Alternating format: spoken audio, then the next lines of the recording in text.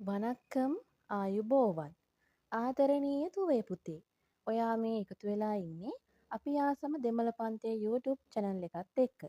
අද අපි සාකච්ඡා කරන්න බලාපොරොත්තු වෙන්නේ 6 ශ්‍රේණියේ දෙමළ පෙළ පොතට අදාළ පළවෙනි පාඩමත් එක්ක. පළවෙනි පාඩමේ නම තමයි සන්ධිප්පෝම්. සන්ධිප්පෝම් කියන වචනේ තේරුම තමයි හමු වෙමු. පාඩම පටන් ගන්නකොටම ඔයාලට දීලා තියෙනවා තද කළු පාටින් උඩින් වචන දෙකක් සෙවිමඩුප්පෝම් පේසුවෝම්. සෙවිමඩුප්පෝම් කියන්නේ සවන් දෙමු. පේසුවෝම් කියන්නේ කතා කරමු. යාළුවෝ දෙන්නෙක් අතර වෙන පුංචි දෙබසක් ඔයාලට පාඩමේ දීලා තියෙනවා. මුලින්ම පිරිමි ළමයෙක් ඉන්නවා. මේ පිරිමි ළමයා කියනවා වනක්කම්. වනක්කම් කියන්නේ පුතේ ආයුබෝවන්. ගැහැණු ළමයෙක් ඉන්නවා. එයත් කියනවා වනක්කම් ආයුබෝවන්. ඊට පස්සේ මේ පිරිමි ළමයා කියනවා නාන් සිවා නීංගල් මම සිවා ඔයා කියලා අහනවා. ගැහැණු ළමයා කියනවා නාන් ගීතා මම ගීතා. එහා පැත්ත පිටුවේ පිරිමි ළමයා කතා කරනවා එනදු ඌර් කණ්ඩි උංගල් ඌර් මගේ ගම නුවර ඔයාගේ ගම. ගැහැණු ළමයා උත්තර දෙනවා එනදු ඌර් කොළුම්බු මගේ ගම කොළඹ.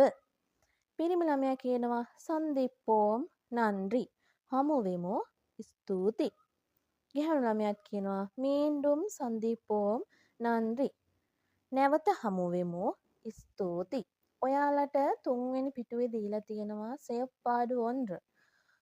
පළවෙනි ක්‍රියාකාරකම විදිහට සංවාදයේ පළවෙනි පිටුවේ තියෙන සංවාදය බලලා තමයි ඔයාලට මේ ක්‍රියාකාරකම කරන්න තියෙන්නේ.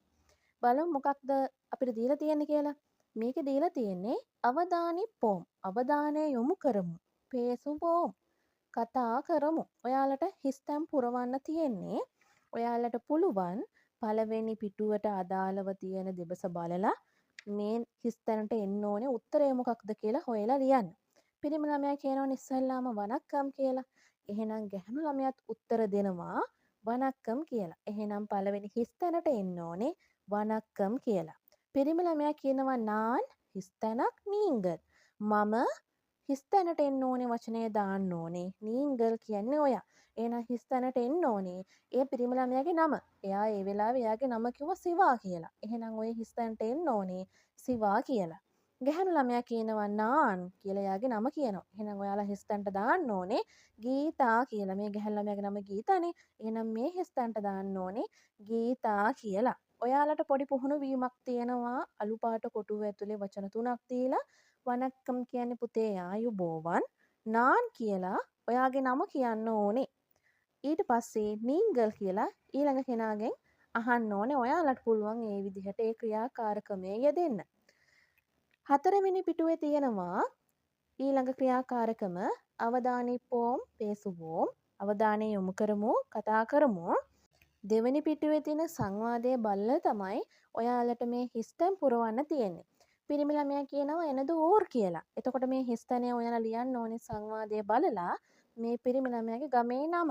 ගැහැණු ළමයා කියනවා එනදු ඌර් කියලා එයාගේ ගමත්. එහෙනම් සංවාදය බලලා ඔයාලා ඒ හිස්තැනේ ලියන්න ඕනේ ගැහැණු ළමයාගේ ගමේ නම.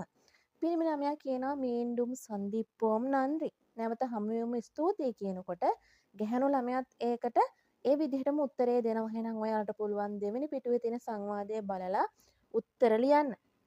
පල්ලෙහාන් දීලා තියෙනවා තද කළු පාටින් මෙන්න මෙහෙම සෝඩි හලාට්ස් සේර්ඳු පේසිප් පළහුවෝ. පල්ලෙහාන් දීලා තියෙන ඔයාලට අර ඉස්සෙල්ලා වගේම පුංචි ක්‍රියාකාරකමක් කතා කරලා පුහුණු වෙන්න. එනදු පෙර් එනදු ඌර් මගේ නම මගේ ගම. ඔයාලට තව යාළුවෙක්ගෙන් අහන්න පුළුවන් උංගල් පේරෙන්න ඔයාගේ නම මොකක්ද? එනදු පේර් කියලා ඔයාගේ නම කියන්න පුළුවන්. ඊට පස්සේ අහන්න පුළුවන් උංගල් ඌර් ඔයාගේ ගම.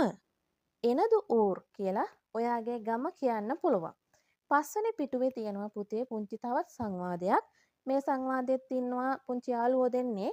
එක යාළුවෙක් කියනවා වනක්කම් රවි. ආයුබෝවන් රවි. අනිත් යාළුවා කියනවා වනක්කම් රඝු. ආයුබෝවන් රඝු.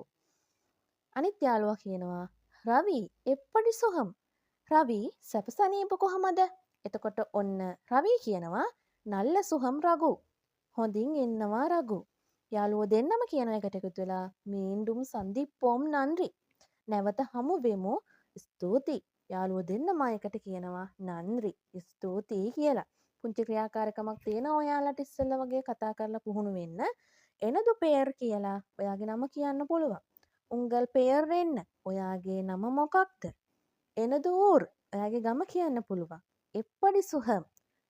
හොඳින් ඉන්නවද? නල්ල සුහම්. හොඳින් ඉන්නවා. පාඩම අවසානයේ සොල්ලරි මුහම් කියලා පොඩි කොටසක් තියෙනවා පුතේ. මෙතන තියෙනවා වචන 13ක්. ඔයාලා මේ වචන 13 මතකයේ තියාගන්නවා නම් ගොඩක් හොඳයි. විභාගයට අහනවා.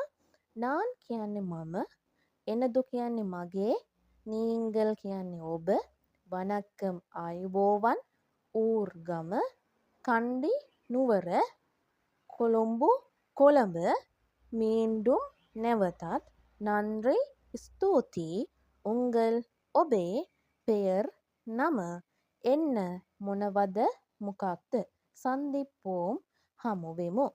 පාඩම හොඳින් කියවන්න, අමාරු වචන හොඳින් තේරුම් ගන්න, සොල්ලරි මොහොම්වල තියෙන වචන හොඳින් පාඩම් කරගන්න.